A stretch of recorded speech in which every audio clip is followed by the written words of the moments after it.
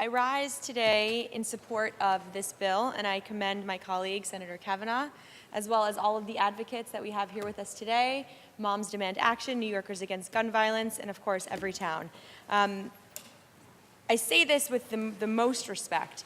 If thousands of people, both young adults and children, were dying year after year after year from some disease, we would spare absolutely no cost to find a cure.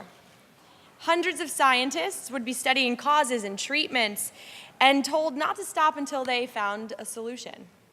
But for gun violence, we're told that there is really no solution, and really the only way is more guns. We're told that the right to have as many guns of any type is more important than the right to live.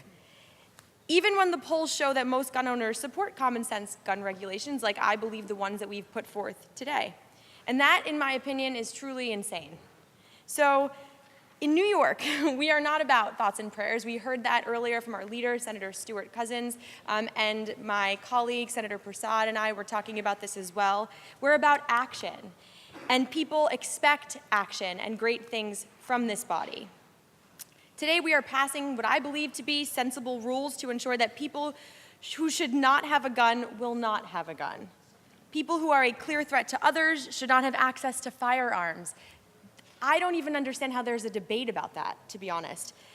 This is specifically and especially true for domestic violence situations where too many women have been killed by their partners because of a gun that was available to them. Nationally, 2/3 of domestic violence homicides are committed with firearms.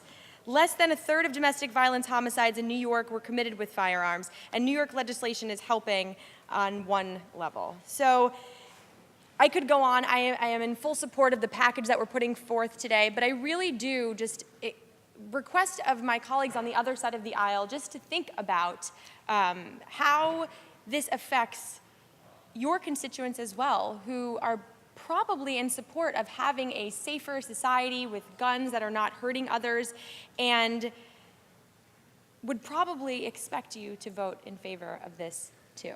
So with that, I vote aye.